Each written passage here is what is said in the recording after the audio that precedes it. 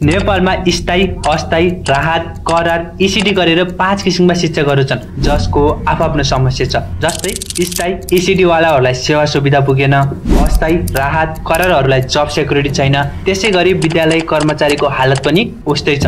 समस्या लिएर शिक्षकहरू सडकमा उत्रिन्छन्, नाराबाजी गर्छन्, सरकारलाई गाली गर्छन्। लास्टमा के हुन्छ? त्यही एउटा कागजको खोसेल्टोमा सम्झौता। जस्तै 2075 सालमा 30 बुँदे सम्झौता, प्रधानमन्त्री थिए केपी ओली। 2078 सालमा 51 बुँदे सम्झौता, प्रधानमन्त्री थिए शेरबहादुर देउवा। 2080 सालमा 6 बुँदे सम्झौता, प्रधानमन्त्री थिए प्रचण्ड। न त माग पुरा हुन्छन्, न त सम्झौता नै लागू हुन्छ। यसैको रिसको झल्को यो चोटिको आन्दोलन।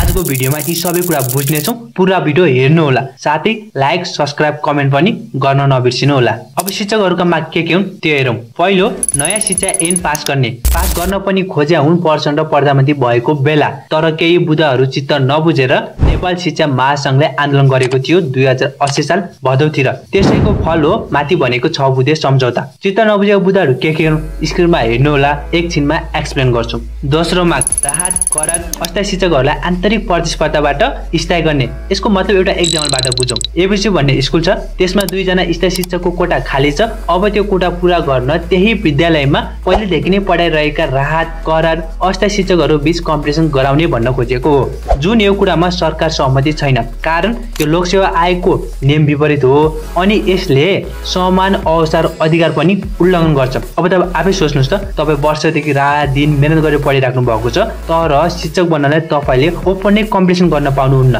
तेस्रो माग, अस्थायी शिक्षकलाई स्थायी बनाउँदा उनीहरूको अघिल्लो सेवा अवधि जोड्न नसकेमा गोल्डन ह्यान्डसकको मुआवजा दिनुपर्ने। मतलब तपाईँले कुनै पनि विद्यालयमा 8 वर्ष काम गर्नुभयो र पछि त्यही विद्यालयमा स्थायी शिक्षक बन्नुभयो। अब त्यो 8 वर्षको काम पेन्सन र रिटायरमेन्टमा नजोडिने भएकाले त्यसको मुआवजा अर्थात् गोल्डन ह्यान्डसक दिनुपर्छ भन्न खोजेको हो। गोल्डन ह्यान्डसक भनेको केही पैसा एज अ कम्पनसेसन भनेर बुझ्नुहोस्। चौथो माग, विद्यालयको कर्मचारीको तह तोकेर शिक्षा सेवा आयोगबाट स्थायी गर्ने। पाँचौं माग, ईसीडी मतलब बाल शिक्षा कार्यक्रमका शिक्षकहरूलाई स्थायी गर्न प्रक्रिया थाल्ने। छैटौं माग, शिक्षक अस्पताल र उपचार खर्चको व्यवस्था गर्ने। सातौं माग, शिक्षा काउन्सिल स्थापना गर्ने। आठौं माग, निजी विद्यालयका शिक्षकहरूका लागि सामाजिक सुरक्षा कोषको व्यवस्था गर्ने। नवौं माग, जब प्रधानाध्यापकको पद खाली हुन्छ त्यहाँ काम गरिरहेका स्थायी शिक्षकहरूबाटै प्रतिस्पर्धा गराएर नयाँ प्रधानाध्यापक नियुक्ति गर्ने। 10औं माग, शिक्षकको नियुक्ति, सरुवा, बढुवा कारबाही गर्ने अधिकार स्थानीय सरकारलाई नदिने। 11औं माग, निजामती सहर तलब र ग्रेड दिने। 12औं माग, राज्यको मर्यादा क्रममा शिक्षक पनि तोक्ने। मतलब एउटा रेस्पेक्टफुल स्ट्याटस र र्याङ्कको व्यवस्था गर्ने शिक्षकहरूलाई। त्यसैगरी यी के माग पनि हेर्नुहोस्। शिक्षा रिलेटेड कुनै पनि डिसिजन लिँदा त्यहाँ शिक्षा पेशा रिलेटेड व्यक्ति हुनुपर्ने। शिक्षकको बढुवा जस्तै प्राविबाट निमावि, निमाविबाट मावि बन्न आन्तरिक प्रतिस्पर्धाको व्यवस्था गर्ने। शिक्षा क्षेत्रमा 20% बजेट छुटाउने। यी थिए शिक्षक आन्दोलनका माग। अब जुन नयाँ शिक्षा ऐन भनिएको छ नि, त्यो पास गर्न खोज्दा शिक्षकहरूले किन आपत्ति जनाए त्यो पनि केही बुदामा बुझिहालौँ। पहिलो, नयाँ शिक्षक ऐनले शिक्षकहरूको बढुवा, सरुवा मूल्याङ्कनको जिम्मा स्थानीय सरकारलाई दिने भनेको। शिक्षा महासंघको यसमा आपत्ति के हो भने पोलिटिकल इन्फ्लुएन्स धेरै हुन सक्छ, जसले गर्दा डिजर्भिङ व्यक्ति भन्दा आफन्तवादलाई प्रायोरिटी दिन सक्छ। हुन पनि हो। दोस्रो, एसएससी खारेजको कुरा नै छ। यदि यो ऐन पास भयो भने एसएससी नहुने 10 क्लासको परीक्षा स्कुल वा स्थानीय सरकारले लिने भनिएको छ। मात्र 12 को परीक्षा राष्ट्रिय परीक्षा बोर्डले लिनेछ। यसो गर्दा जुन एक्जामको इम्पोर्टेन्स छ नि, जुन सिरियसनेस छ नि, त्यो कम हुन सक्छ। जस्तै पहिला एसएससी भन्दा जुन फिलिङ थियो नि, सिरियसनेस थियो नि, आइरन गेड वाला, त्यो अहिले एसएससी मा छैन। झन् स्कुलले नै लिने भएपछि के होला आफै बुझ्नुहोस्। तेस्रो, 1 देखि 5 सम्म पढाउन ब्याचलर पढेको हुनुपर्ने। 6 देखि 12 पढाउन कि त ब्याचलर कि त मास्टर गरेको हुनुपर्ने। तर समस्या के हो भने केही शिक्षकहरू +2 मात्र गरेका छन्। उनीहरूलाई आफ्नो जागिर खतरामा परेको हो कि भन्ने डर पनि होला। चौथो, कुनै पनि शिक्षकलाई राजनीतिमा संलग्न हुन नपाइने भनेको छ। नेपाल शिक्षा महासंघको आपत्ति के हो भने यो बुदामा राजनीतिमा जाने कि नजाने भन्ने कुरा कुरा त व्यक्तिगत अधिकार हो। अब यसो हेर्ने हो भने पनि शिक्षा महासंघको कुरा पनि ठिकै हो, तर सरकारी विद्यालयका शिक्षकहरू किताब कापीको झोला भन्दा पनि राजनीति पार्टीको झोला बोकेको देखिन्छ, जसले गर्दा ठिकै पनि हो भन्न सकिन्छ। विद्यादेवी भट्टराईले शिक्षा मन्त्री भएको बेला उनले प्रधानमन्त्री अर्थमन्त्रीसँग छलफल समेत गरेकी थिइन्। त्यति मात्र नभएर नेपाल शिक्षा महासंघसँग सम्झौता गर्न 7 बुँदा तयार पारेकी थिइन्, ताकि छिटो सम्झौता भएर कक्षा 12को परीक्षा पनि होस्, 10 कक्षाको पेपर जाँच्ने काम पनि सुरु होस् अनि भर्ना रोकिएको कार्यक्रम सुरु गर्न सकियोस् भनेर। तर प्रधानमन्त्रीले अर्थमन्त्रीले साथ दिएनन्, जसले गर्दा उनले राजीनामा दिइन्। तर उनले 7 बुँदा के तयार पारेकी थिइन् भन्ने कुरा पनि हेरौँ है। पहिलो, शिक्षा विधेयक यसै संसदको अधिवेशनबाट पास गर्ने। दोस्रो, ईसीडी शिक्षकको तलब 17,300 बनाउने। तेस्रो, सामाजिक सुरक्षा कोषको नयाँ प्याकेज बनाउने। चौथो, दुर्गम भत्ता उपलब्ध गराउने।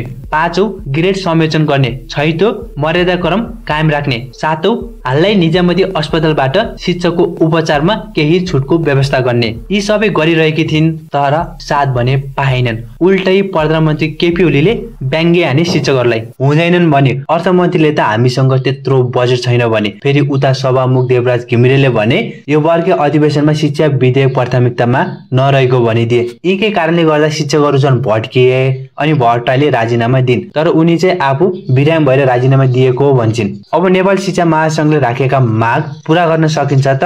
सकिन्छ, तर केही च्यालेन्जहरू भने थपिन सक्छन्। जस्तै अर्थतन्त्रमा भार पर्ने भयो, मतलब शिक्षा क्षेत्रमा धेरै पैसा खर्च गर्नुपर्ने भयो, जुन राम्रो कुरा हो, खर्च पनि गर्नुपर्छ। तर समस्या के हो भने नेपाल सरकारसँग पैसा छैन। यही हो सबभन्दा ठूलो समस्या। शिक्षा मन्त्रालयका एक वरिष्ठ अधिकारीका अनुसार शिक्षाका सबै माग पूरा गर्न सरकारले करिब 65 अर्ब रुपियाँ खर्च गर्नुपर्छ। आर्थिक वर्ष 2023-24 का अनुसार नेपाल सरकारले शिक्षा क्षेत्रमा 236 अर्ब 60 करोड छुट्याएको थियो, जसमा 122 अर्ब शिक्षकहरूको तलबमा मात्र खर्च भयो। यसो हेर्ने हो भने अधिकांश बजेट खानपिनमा जाने रहेछ, इन्फ्रास्ट्रक्चरमा खासै फोकस गरेको देखिँदैन। यो डाटा हेर्नुस्, अहिले 30,409 जना बाल विकास शिक्षकहरू छन्। उनीहरूले वार्षिक मात्र 10,000 तलब पाउँछन्। श्रम ऐन अनुसार उनीहरूको मिनिमम स्यालेरी 17,300 रुपियाँ बनायो भने मासिक सरकारले ईसीडी शिक्षकहरूलाई तलब दिन वार्षिक 2 अर्ब 85 करोड रुपियाँ थप खर्च गर्नुपर्छ, जुन मासिक हिसाबले करिब 22 करोड 19 लाख हुन पुग्छ। त्यसै गरी विद्यालय कर्मचारीको तलब खरिदार बराबर यानि कि 32,000 बनायो भने वार्षिक 1 अर्ब 70 करोड रुपियाँ खर्च गर्नुपर्छ। यो त तलब मात्र हो, बाँकी पनि धेरै होलान्। यसो भनिरहँदा शिक्षकहरूको सेवा सुविधामा कम्प्रोमाइज गर्नुपर्छ भन्न खोजेको होइन। अनि अरू कुरा पनि हेर्नुस्, नेपालसँग त्यस्तो पैसा छैन, सबैलाई थाहा छ। आज शिक्षकहरू आए, डाक्टरहरू आएका छन्, भोलि अरू पनि आउलान्। सो सरकारले नीति बनाउँदा दीर्घकालीन सोच्नुपर्छ जस्तो लाग्छ। प्रेसरमा भन्दा पनि इकोनोमिक त इकोनोमिक थियो, अरू ठाउँमा इम्प्याक्ट पर्छ, जस्तै केही स्क्रिनमा हेर्नु होला।